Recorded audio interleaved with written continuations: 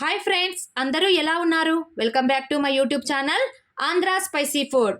ఇవాల్టి వీడియోలో నేను చాలా సింపుల్గా అందరూ చేసుకునేటట్లుగా చికెన్ దమ్ బిర్యానీని ఎలా ప్రిపేర్ చేయాలో చూపించబోతున్నాను. మీరు కూడా ఒకసారి తప్పకుండా ట్రై చేయండి.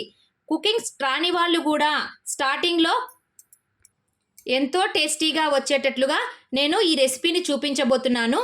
వీడియోని ఎక్కడా స్కిప్ చేయకుండా లాస్ట్ వరకు చూడండి. మీరు కూడా ఒకసారి తప్పకుండా ట్రై చేయండి. నా వీడియో నచ్చినట్లయితే ఒక లైక్ చేయడం మాత్రం మర్చిపోవద్దండి. ఇక లేట్ ఎందుకు, మరి చికెన్ దమ్ బిర్యానీ ఎలా ప్రిపేర్ చేయాలో చూద్దాం రండి. ఇక్కడ నేను శుభ్రంగా కడిగి పెట్టుకున్నటువంటి 1.5 kg వరకు చికెన్ని తీసుకున్నానండి. దీన్ని ఇప్పుడు మ్యారినేషన్ కోసం నేను ఇక్కడ ఒక పెద్ద బౌల్ని తీసుకున్నాను. ఇందులోనికి కడిగి పెట్టుకున్నటువంటి ఈ చికెన్ని వేసేసుకుంటున్నాను.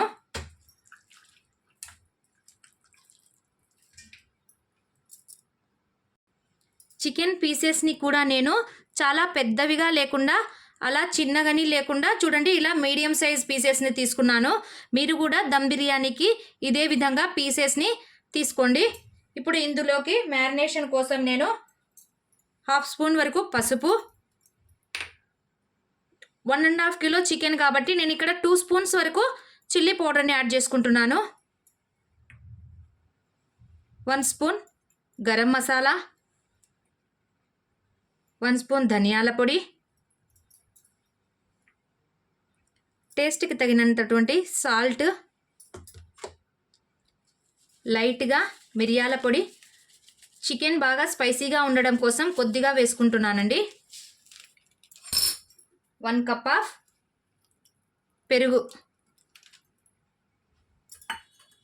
నెక్స్ట్ వచ్చేసి అల్లం వెల్లుల్లి పేస్ట్ నేను ఇక్కడ 1 స్పూన్ వరకు వేసుకుంటున్నాను. కాస్త పుదీనా ఆకులు వేసేసి ఇప్పుడు వీటన్నిటిని బాగా కలుపుకుందాము.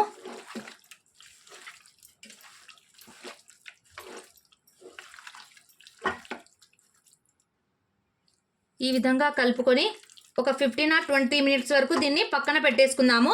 ఆ లోపు మనము నెక్స్ట్ ప్రాసెస్ని స్టార్ట్ చేసుకుందామండి. మనము రైస్ ప్రిపేర్ చేసుకోవడం కోసము వాటర్ వేసుకుందాము. నేను ఇక్కడ ఒక పాత్రను తీసుకొని అందులో 1/2 వరకు వాటర్ని వేసుకున్నానండి. నేను ఇక్కడ చూడండి 1.5 kg వరకు నేను చికెన్ని తీసుకున్నాను కదా. ఇక్కడ నేను 1.5 kg వరకు రైస్ని తీసుకున్నాను. ఏ క్వాంటిటీతో అయితే మనం చికెన్ వేసుకుంటున్నామో సేమ్ అదే క్వాంటిటీతో మనము రైస్ని కూడా వేసుకోవాలి. నేను 1 kgకి వచ్చేసి 1 kg రైస్ తీసుకోవాలండి. బిర్యానీ చేసేటప్పుడు రైస్ క్వాంటిటీ, చికెన్ క్వాంటిటీ రెండు ఈక్వల్గా ఉండాలండి. అప్పుడే బిర్యానీ టేస్టీగా ఉంటుంది. బాయిల్ చేసుకునే వాటర్లోనికి నేను ఇప్పుడు స్పైసెస్ని వేసుకుంటున్నానండి. చూడండి నేను ఇక్కడ ఇన్ని తీసుకున్నాను. బడి ఇలాయచీ, కొన్ని లవంగాలు, ఒక పెద్ద సైజు చెక్క, అనాస పువ్వు, జాపత్రి, మరాఠీ మగ్గ, రాతి పువ్వు, ఇంకా వచ్చేసి కొన్ని బిర్యానీ ఆకులు, నేను కొన్ని యాలకులను వేసుకుంటున్నాను. వీటినన్నిటినీ వాటర్లో బాయిల్ చేసుకుందామండి. రైస్కి వచ్చేసి ఫ్లేవర్ బాగా వచ్చేస్తుంది. 1.5 kg రైస్కి నేను ఒక పిరికెడు వరకు కల్లుప్పును వేసుకుంటున్నాను. చూడండి, ఇంతకుముందే నేను చికెన్లో కూడా కొద్దిగా మ్యారినేషన్ కోసం సాల్ట్ వేసాను కదండి. అందుకోసం అనేసి సాల్ట్ కొద్దిగా చూసుకొని వేసుకోండి. ఇప్పుడు వాటర్ని బాయిల్ చేసుకుందాము.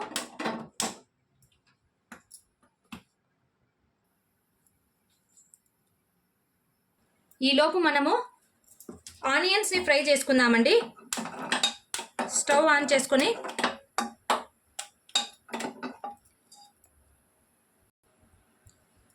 ఆయిల్ని వేసుకుంటున్నాను.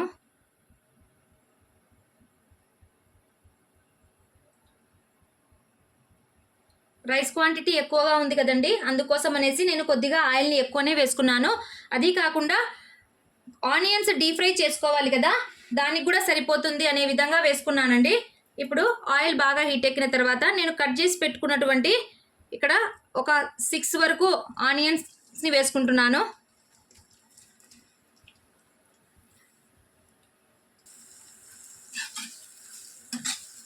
ఆనియన్స్ గోల్డెన్ కలర్లో వచ్చేంత వరకు ఫ్రై చేసుకోవాలి. నేను చేసేటటువంటి బిర్యానీ క్వాంటిటీ వచ్చేసి 12 మెంబర్స్ వరకు తినేయచ్చండి. అందుకోసం అనేసి నేను కొన్ని ఆనియన్స్ని ఎక్కువగానే కట్ చేసుకున్నాను. మళ్ళీ గార్నిషింగ్ కోసం కూడా కావాలి కదండి. ఆనియన్స్ బాగా గోల్డెన్ కలర్లో ఫ్రై అయిపోయాయండి. ఇప్పుడు గార్నిషింగ్ కోసం అనేసి నేను కొన్ని ఆనియన్స్ని తీసుకుంటున్నాను.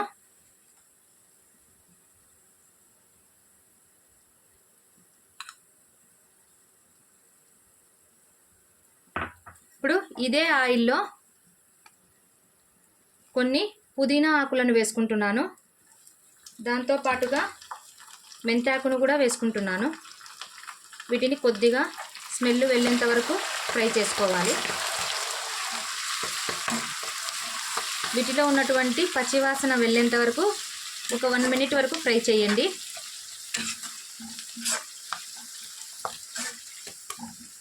ఆనియన్స్ని మరీ ఎక్కువ కూడా ఫ్రై చేయొద్దండి, లేదంటే కొద్దిగా చేదు వస్తుంది.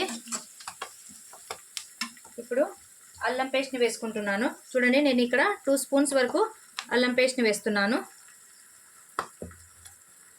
ఇప్పుడు అల్లం పేస్ట్ని బాగా ఫ్రై చేసుకున్నాము. అల్లం పేస్ట్ ఎందుకు గ్రీన్గా ఉందా అని మీకు డౌట్ రావచ్చండి. నేను అల్లం వెల్లుల్లితో పాటు కొత్తిమీరను కూడా వేసి మిక్సీలో పట్టుకుంటున్నానండి. అందుకోసం అనేసి నా పేస్ట్ గ్రీన్ కలర్లో ఉంటుంది. చూడండి, నేను కొత్తిమీరను కూడా యాడ్ చేసుకొని మిక్సర్లో పట్టుకుంటున్నాను. నాకు ఇలా వేసుకుంటేనే ఇష్టం అండి. మంటను కొద్దిగా లో ఫ్లేమ్లో పెట్టేసుకొని మిగిలినటువంటి స్పైసెస్ ఉన్నాయి కదా, నేను కొద్దిగా గసాలు, టేస్టింగ్ సాల్ట్, సాజీరా, సోంపు ఇందులో వేసుకుంటున్నాను.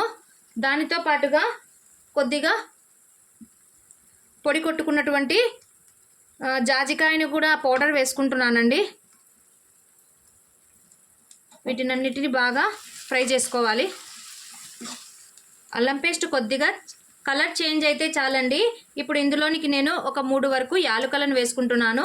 వాటర్లో కూడా ఒక 4 or 5 వేసుకున్నాను కదా, అందుకోసం అనేసి ఇందులోనికి కొద్దిగా వేసుకున్నాను. ఇప్పుడు కట్ చేసి పెట్టుకున్నటువంటి టమోటా, పచ్చిమిర్చిని వేసుకొని గ్రేవీ బాగా వచ్చే విధంగా కొంచెం ఫ్రై చేసుకోండి. చికెన్లో మ్యారినేషన్ కోసం కొద్దిగా రైస్లో కొద్దిగా వేసుకున్నాను కదండి సాల్ట్, అందుకోసం అనేసి కొంచెం టమోటా మెత్తబడేంత వరకు సాల్ట్ను చూడండి కొంచెం వేసుకుంటున్నాను. దీన్ని కొద్దిగా సాల్ట్ వేయడం వల్ల టమోటా తొందరగా మెత్తబడుతుందండి. పసుపు, కొంచెం లైట్గా గరం మసాలా వేసి చక్కగా ఫ్రై చేయండి. చూడండి గ్రేవీ ఎంత చిక్కగా వచ్చేసిందో. ఇప్పుడు దీన్ని ఒక పెద్ద పాత్రలోనికి ట్రాన్స్ఫర్ చేసుకుంటున్నానండి. నేను కర్రీని ఈ పాత్రలోనికి ట్రాన్స్ఫర్ చేసుకున్నాను. ఇప్పుడు ఇందులోనికి మనం మ్యారినేట్ చేసి పెట్టుకున్నటువంటి చికెన్ అంతా వేసేసుకుంటున్నాను. మనం రైస్ని ఇందులోనే కుక్ చేసుకుంటున్నామండి.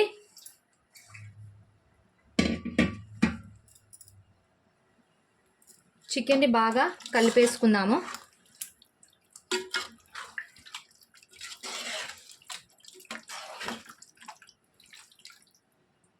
చికెన్ని ఉడికించాల్సిన అవసరం లేదండి. ఇప్పుడు దీన్ని పక్కన పెట్టేసుకుందాము. ఈలోపు మనము ఎసురు వచ్చిందో లేదో చూసుకొని వాటర్ బాయిల్ అవ్వడం స్టార్ట్ అయిపోయిందండి. ఇప్పుడు ఇందులోనికి కడిగి పెట్టుకున్నటువంటి రైస్ని వేసేసుకుంటున్నాను.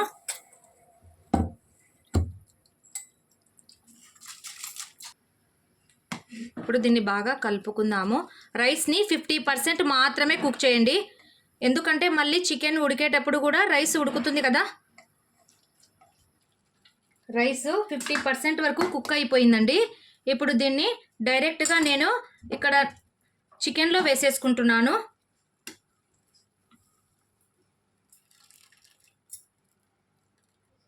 ఈ విధంగా ఇందులోనికి వేసేస్తున్నాను.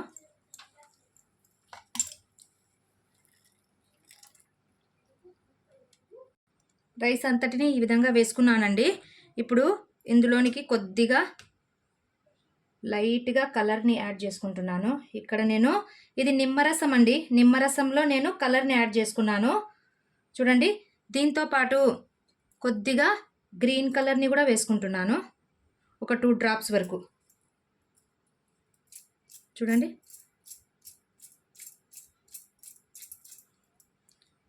ఇప్పుడు ఫ్రై చేసి పెట్టుకున్నటువంటి ఆనియన్స్ వేసుకుంటున్నాను.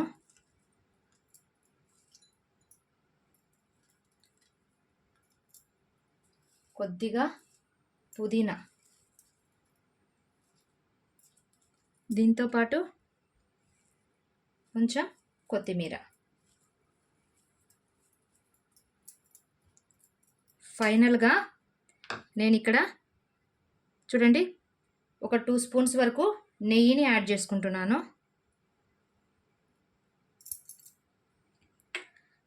ఫ్రై చేసి పెట్టుకున్నటువంటి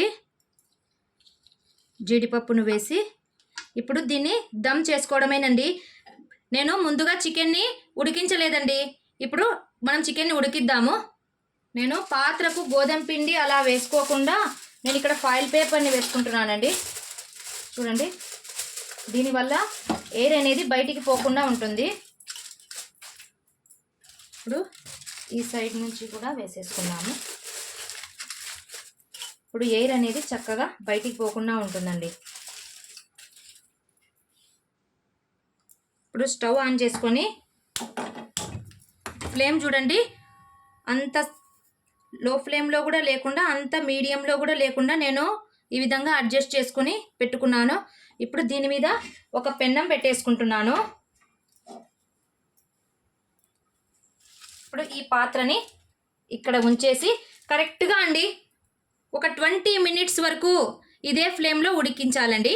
ఒక 20 మినిట్స్ ఉడికిస్తే చాలండి, వేడివేడిగా దమ్ బిర్యానీ రెడీ అయిపోతుంది. ఇప్పుడు దీనిపైన ప్లేట్ పెట్టేసుకొని నేను బరువును ఉంచుకుంటున్నానండి. కరెక్ట్గా 20 అంటే 20 మినిట్సేనండి. 20 మినిట్స్ కంప్లీట్ అయిపోయాయండి. ఇప్పుడు ప్లేట్ని ఒక్కసారి ఓపెన్ చేసి చూద్దాము.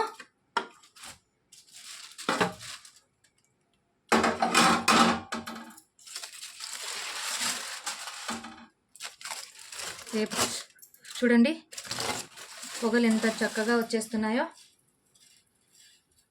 రైస్ కూడా చక్కగా ఉడికిపోయిందండి. చూడండి, పొరలు పొరలుగా వచ్చేసింది కదా.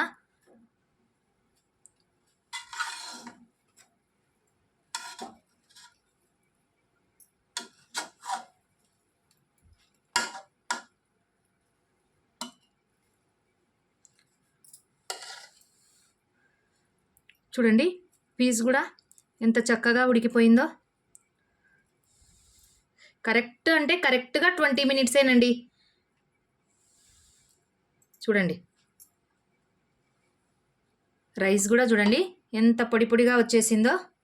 ఇప్పుడు దీన్ని సర్వ్ చేసుకోవడమేనండి.